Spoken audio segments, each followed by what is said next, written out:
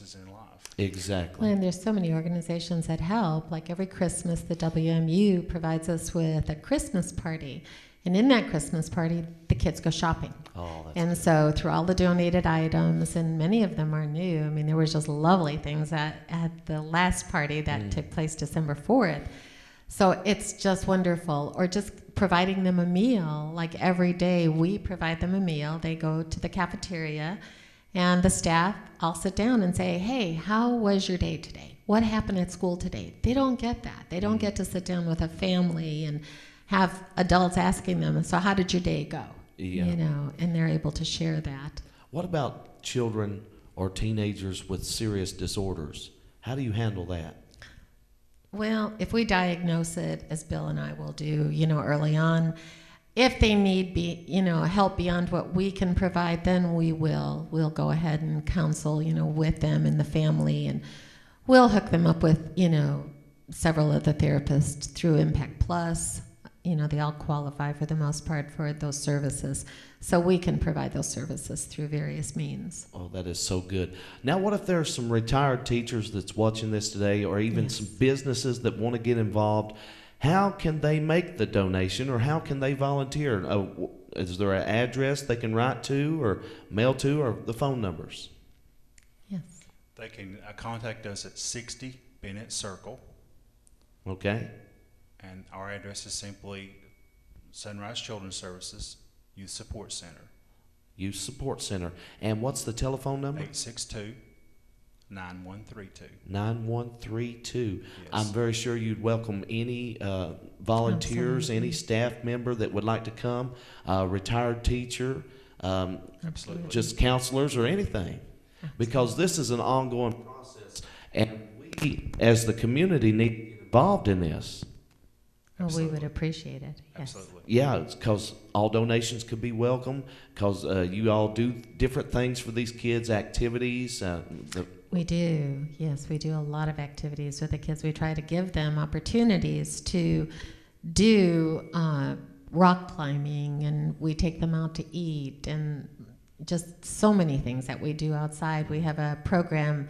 We have 8 group homes throughout the state. Sunrise Children's Services is one of the largest providers of children's services in the state. Oh, that's great. So at one of our group homes in Brownston, we have the high and the low ropes and, you know, climbing walls. And so we try to provide those opportunities for them so that they can realize that they can have fun and not be high.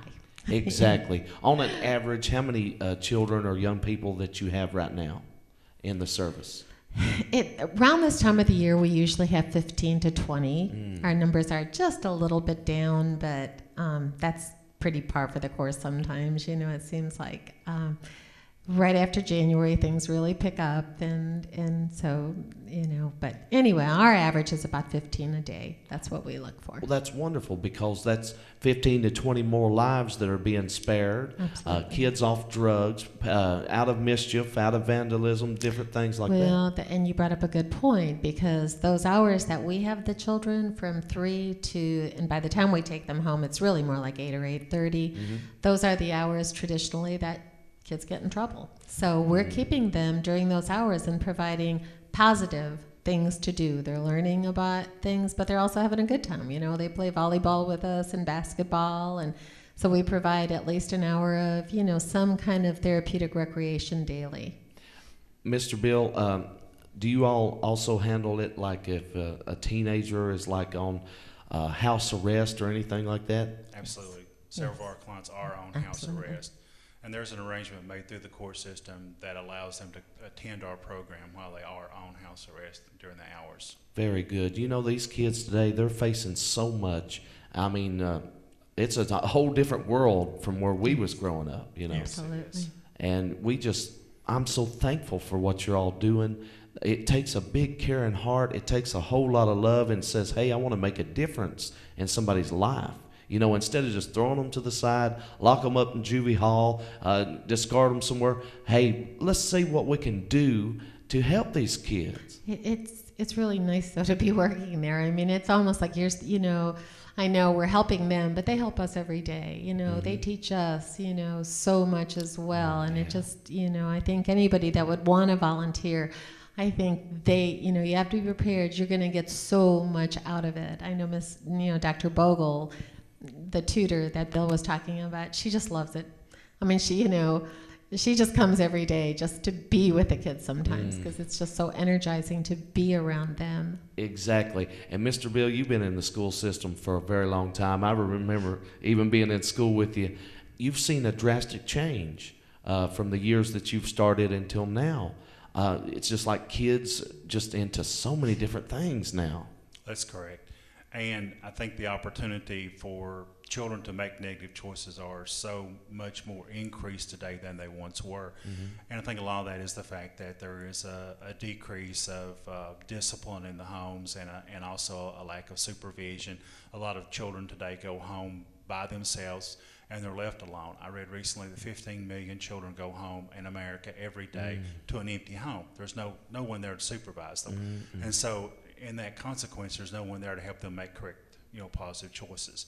So I think a lot of that is that fact. And then also a lot of apathy in education today from the children because there's no one at home to encourage them to make, positive choices educationally or personally, either one.